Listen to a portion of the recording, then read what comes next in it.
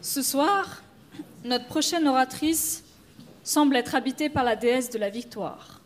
De par son style, sa maîtrise irréprochable de la rhétorique, elle a su perpréter la tradition de ses ancêtres, à savoir celle des titans, de Corax, Zeus ou d'Apollon. Juriste et diplômée en pâtisserie, elle saura vous régaler en vous concoctant un délicieux discours saupoudré d'évasion. Elle aime également la lecture, l'écriture et surtout contempler la vue sur la mer, en particulier sur la petite île perdue au large de la mer Égée, écoutant les vagues, le chant des oiseaux qui l'inspirent. Mais ce soir, c'est vos cœurs qu'elle contemplera lorsqu'elle fredonnera le rythme de ses mots. Mesdames et messieurs, veuillez accueillir très chaleureusement Electre Eliez.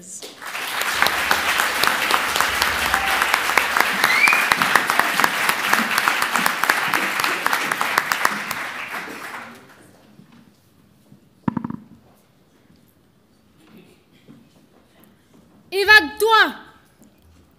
Évade-toi! Cria une voix. Encore allongée dans mon lit ce matin, j'ouvre les yeux. Je regarde de tous les côtés. Qu'est-ce qui se passe? Est-ce ma conscience qui me parle?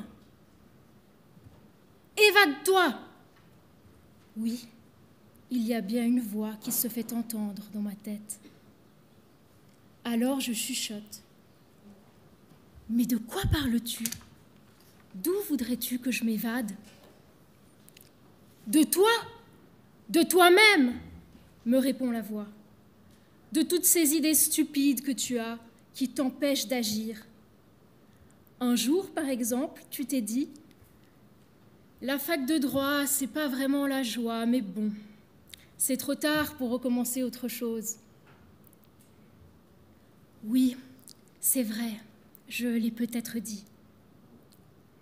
Oui, et puis il y a quelques mois, tu as dit « Ah, ce mec là-bas, qu'est-ce qu'il est beau et grand.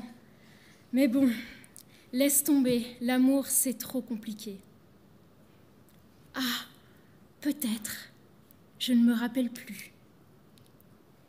Si, et puis la semaine dernière, tu as dit « J'ai pas le talent qu'il faut pour participer à un concours d'éloquence. » Sous le choc, j'allume la lumière, je me lève d'un bond et je me précipite à la salle de bain pour aller me brosser les dents.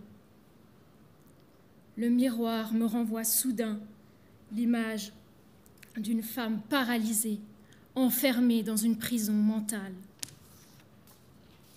Elle est enfermée dans ses pensées négatives. C'est trop dur, c'est impossible. Il faut que je m'évade, je me dis. Il faut que je me débarrasse de ces idées qui m'enferment, qui m'empêchent d'avancer.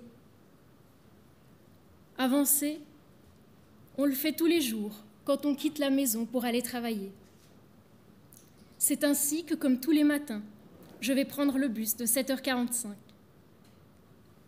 Dans ce bus, il y a toujours 2 jeunes avocats et ce beau rédacteur en chef.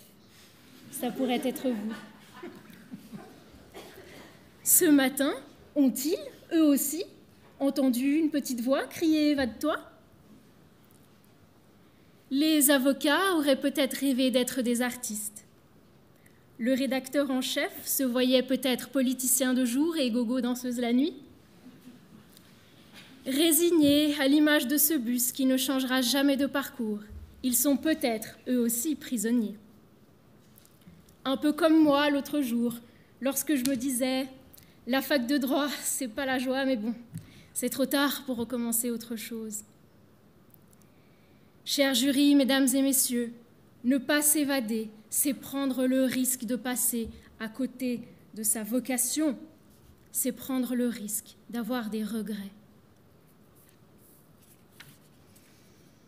Mais le temps passe, 8h15, je sors du bus et je fonce à l'université.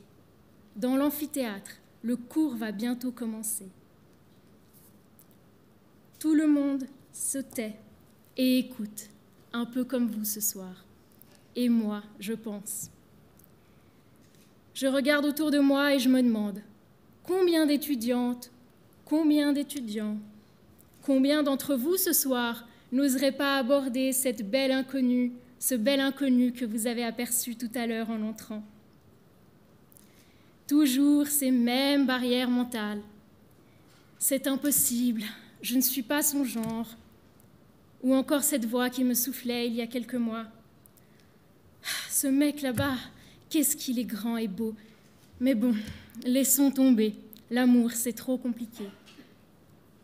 Et pourtant, cet inconnu, il faut aller lui parler. Pas seulement pour ce que vous vivrez ensemble, ou le plaisir que vous partagerez dans un lit, mais pour transcender vos propres limites.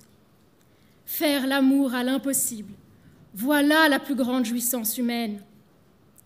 Pénétrer son rêve, quelle expérience féconde, quelle évasion orgasmique. Il en jaillit un sentiment de bonheur, d'apaisement fertile, celui du dépassement de soi, de l'échapper par-delà ses propres limites. Vous l'aurez compris, il faut s'évader pour trouver sa vocation. Il faut s'évader pour l'infini plaisir de la victoire sur soi-même. Chacun d'autres barreaux à son horizon, chacun son propre bourreau et sa prison. Pour saisir l'occasion, réaliser ses rêves. Vive l'évasion, que les barreaux s'élèvent. Aujourd'hui, ma vocation, je la cherche encore. Mais en amour, je me lance et je me bats, même quand c'est compliqué. Ce soir, cette petite voix qui me disait « J'ai pas le talent qu'il faut pour un concours d'éloquence », je ne l'ai pas écoutée. Il était temps que je m'évade. Ce soir, mesdames et messieurs, vous avez la possibilité d'être cette petite voix qui, chez deux d'entre nous, dira « Évade-toi, évade-toi jusqu'en finale ». Ce soir, mesdames et messieurs, quand vous vous allongerez dans le noir, écoutez cette petite voix en vous qui hurle « Évade-toi, évade-toi, évade-toi ».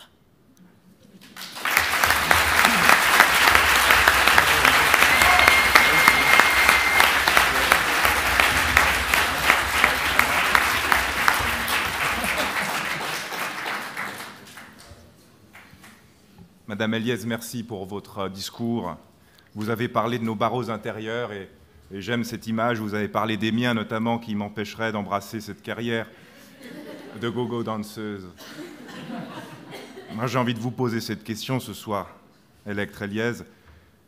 Ce mec là-bas qui est beau, qui est grand, allez-vous l'embrasser ce soir? Ma réponse ne sera pas évasive, puisqu'il est juste là, dans cette salle. Je me réjouis déjà de l'embrasser.